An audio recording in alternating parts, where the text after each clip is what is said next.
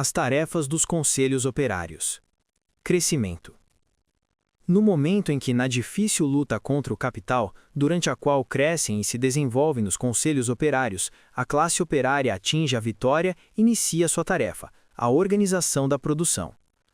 Naturalmente, que temos consciência de que a vitória não será um acontecimento único que encerra a luta e inaugura o período seguinte de reconstrução. Sabemos que a luta social e a construção econômica não irão estar separadas, mas antes associadas como uma série de sucessos na luta e na preparação da nova organização, interrompidas talvez por períodos de estagnação ou de reação social. Os conselhos operários que se desenvolverão como órgãos de combate serão ao mesmo tempo órgãos de reconstrução. No entanto, para uma maior clareza, distinguiremos estas duas tarefas como se de coisas separadas se tratasse, sobrevindo uma a seguir a outra. A fim de apreendermos a verdadeira natureza da transformação da sociedade, teremos que a encarar de forma esquemática, como um processo uniforme e contínuo, iniciado no dia seguinte ao da vitória. Assim que os trabalhadores se tornam senhores das fábricas e da sociedade, começam a pôr as máquinas em funcionamento. Eles sabem que se trata de uma tarefa urgente. A primeira das necessidades é sobreviver, e a própria vida deles, a vida da sociedade, depende do seu trabalho. Originada no caos do capitalismo em ruína, a primeira ordem operária tem que ser criada através dos conselhos. Inúmeras dificuldades se porão, resistências de toda a ordem terão que ser superadas, nascidas da hostilidade, da incompreensão, da ignorância. Mas novas forças insuspeitadas acabarão por surgir, as do entusiasmo, do devotamento, da clarividência. A hostilidade terá de ser derrotada por meio de uma ação resoluta, a incompreensão terá que ser dissipada por uma persuasão paciente, a ignorância ultrapassada por uma propaganda e um trabalho de ensino constantes. Através de relações cada vez mais estreitas entre as oficinas, por inclusão de setores de produção cada vez mais vastos, através de estimativas e de contas cada vez mais precisas na planificação, o processo de produção irá sendo dia a dia melhor controlado. É assim, passo a passo, que a economia social se irá transformando numa organização conscientemente controlada, capaz de assegurar a todos o necessário à vida. O papel dos conselhos operários não se reduz à realização deste programa. Na verdade, isso nada passa de uma introdução ao seu trabalho real, mais importante e mais vasto. É então que se inicia um período de desenvolvimento rápido. Assim que os trabalhadores se sintam senhores do seu trabalho, livres para revelarem suas capacidades, manifestarão a vontade decidida de acabar com toda a miséria e indignidade, de pôr fim às insuficiências e aos abusos, de destruir toda a pobreza e a barbárie que, herdadas do capitalismo, humilham a terra. Haverá que recuperar de um enorme atraso. Aquilo que as massas obtinham era muito pouco relativamente ao que poderiam e deveriam ter conseguido nas condições existentes. Quando elas tiverem possibilidade de satisfazer suas necessidades, estas elevar-se-ão a um nível superior. O nível de cultura de um povo avalia-se pela extensão e quantidade de suas exigências perante a vida. Utilizando simplesmente os meios e métodos de trabalho existentes, a quantidade e qualidade das habitações, da alimentação, do vestuário postos à disposição de todos podem ser elevados a um nível que corresponda à produtividade existente do trabalho. Toda a força produtiva que, na sociedade precedente, era desperdiçada ou utilizada para o luxo dos dirigentes, poderá então servir para satisfazer as necessidades aumentadas das massas. Deste modo, e será a primeira inovação desta sociedade, assistiremos ao aparecimento de uma prosperidade geral. Contudo, os trabalhadores terão igualmente, desde o início, que dirigir sua atenção para o atraso dos métodos de produção. Não aceitarão verem-se esmagados pela fadiga por utilizarem ferramentas primitivas e métodos de trabalho ultrapassados. Se melhorarem os métodos e as máquinas por aplicação sistemática de todas as invenções e descobertas conhecidas no campo da técnica e da ciência, a produtividade do trabalho poderá ser consideravelmente aumentada. Essas técnicas mais aperfeiçoadas tornar-se-ão acessíveis a toda a gente, integrando no trabalho produtivo todos aqueles que até aí não faziam mais do que desperdiçar suas forças no lamaçal do pequeno comércio ou como empregados domésticos nas casas dos ricos, porque o capitalismo não tinha emprego para eles. Poderá-se determinar o número de horas de trabalho necessário para cada um.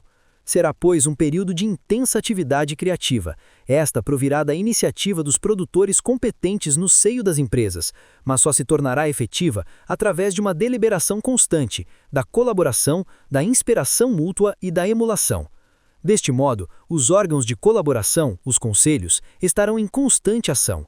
Nesta construção e organização novas de um aparelho de produção sempre melhor, os conselhos operários, fibras nervosas da sociedade, terão a possibilidade de desenvolver plenamente seus recursos, enquanto que a abundância, a prosperidade universal representam o lado passivo da nova vida, o seu lado ativo, a renovação do próprio trabalho, faz da vida uma experiência mais perfeita criativa.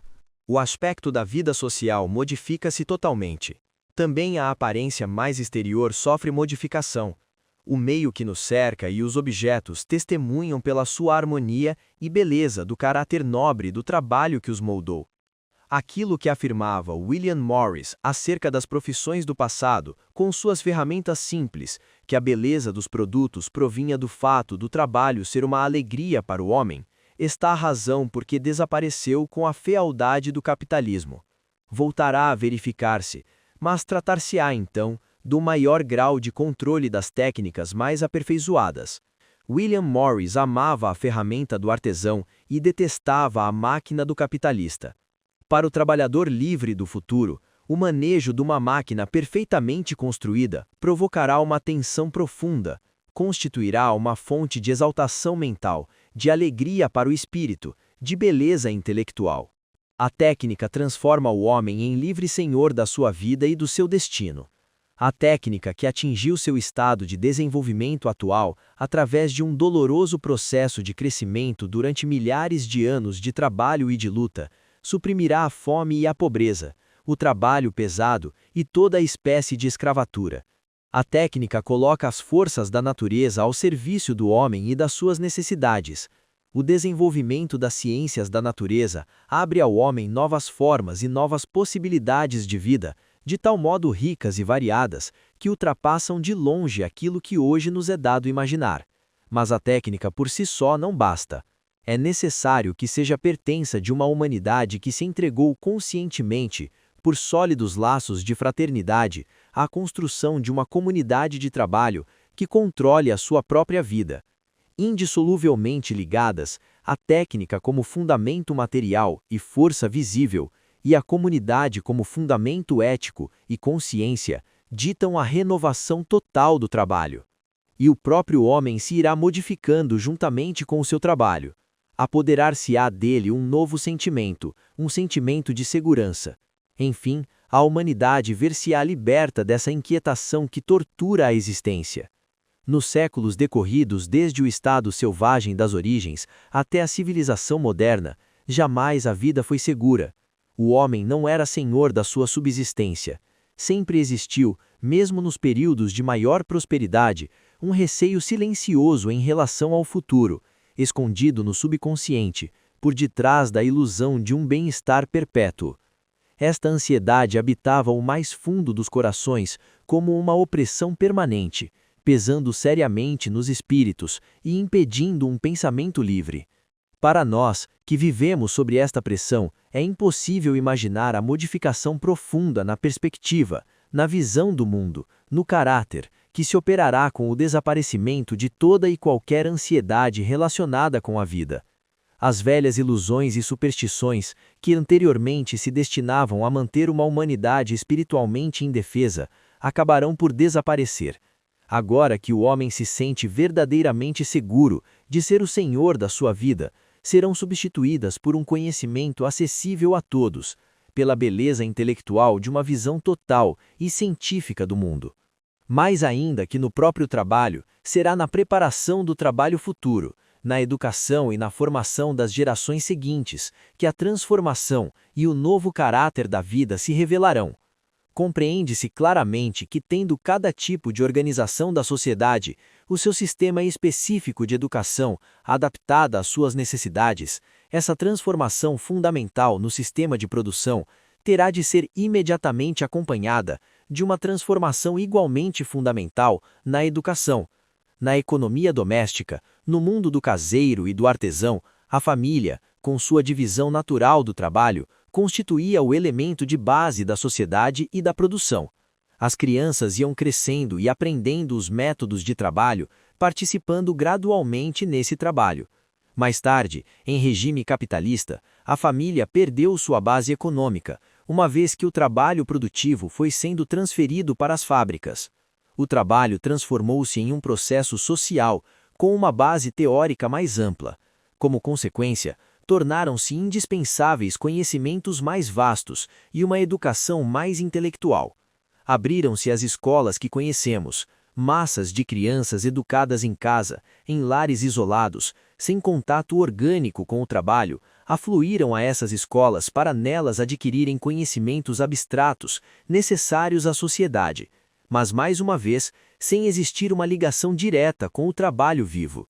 E bem entendido, esta educação difere de classe social para classe social.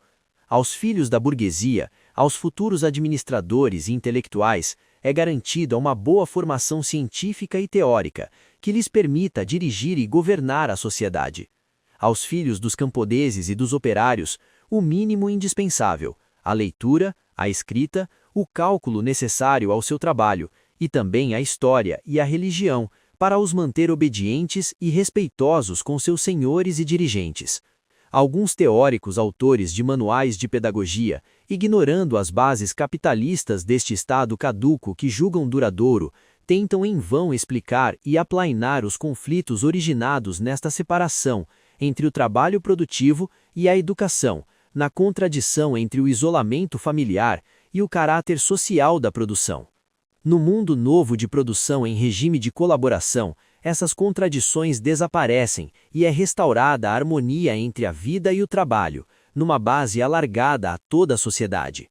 A juventude aprende os métodos de trabalho e aquilo que constitui a base destes, participando gradualmente do processo de produção, não no isolamento da família, já que a tarefa de prover as necessidades da vida é assumida pela comunidade.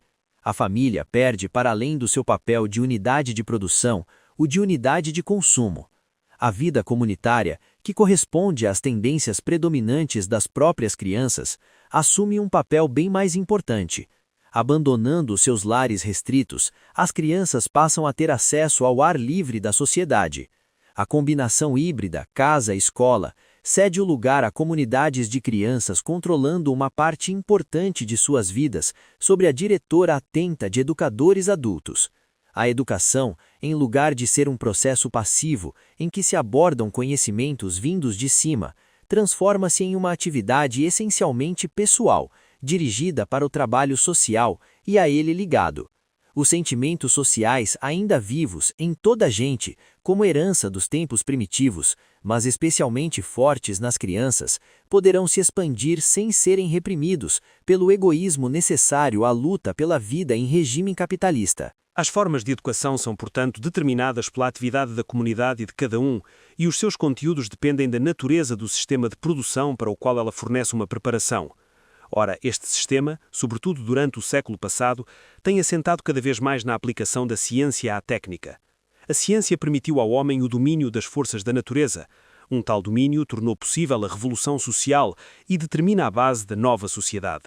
Os produtores podem passar a ser senhores do seu trabalho, da produção, na condição de dominarem esta ciência. Daqui que as novas gerações devam ser ensinadas antes de tudo as ciências da natureza e as respectivas aplicações. A ciência não será mais, como era em regime capitalista, monopólio de um pequeno número de intelectuais e deixará de haver massas sem instrução, reduzidas a atividades subalternas.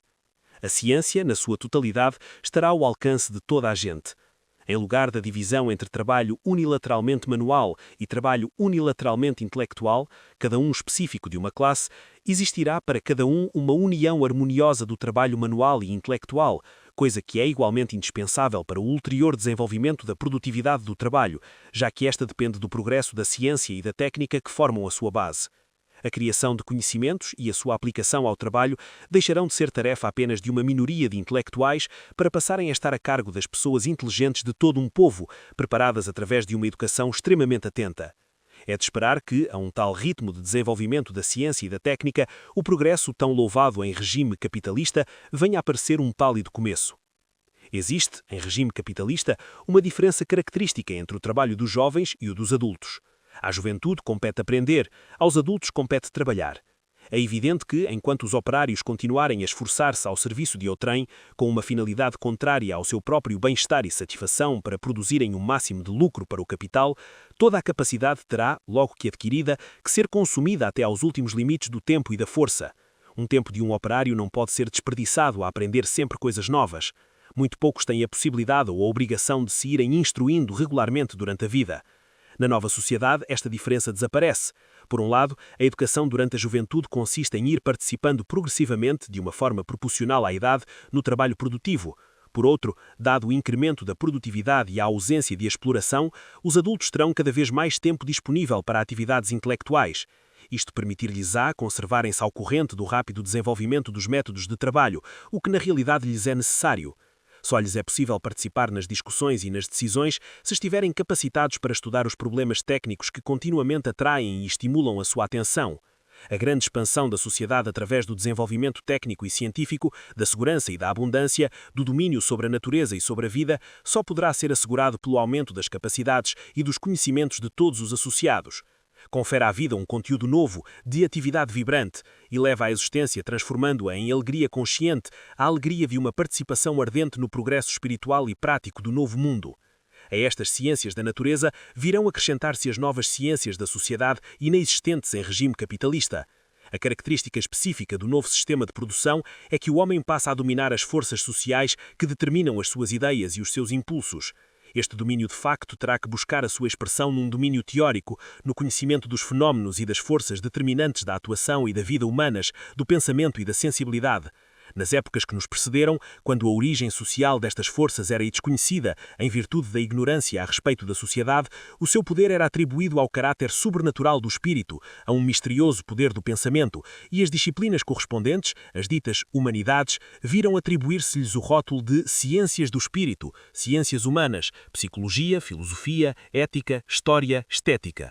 Como acontece com todas as ciências, estavam inicialmente cheias de tradições e de místicas primitivas, mas, contrariamente às ciências da natureza, a sua ascensão a um nível verdadeiramente científico foi impedida pelo capitalismo.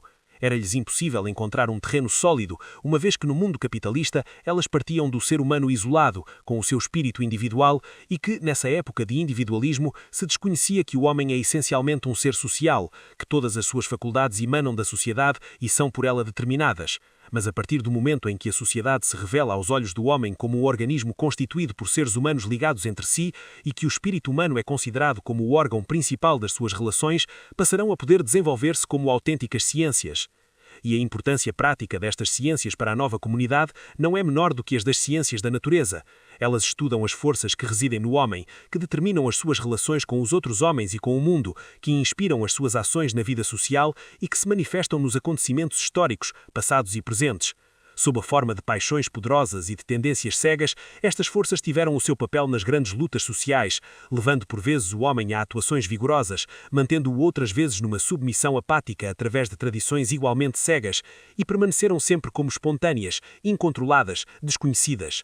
A nova ciência do homem e da sociedade, ao descobrir estas forças, torna o homem capaz de as controlar através de um conhecimento consciente. De forças soberanas dominando a humanidade pelos seus instintos passivos, passam à situação de servidoras submetidas ao controle pessoal e por este dirigidas em função de objetivos claramente equacionados.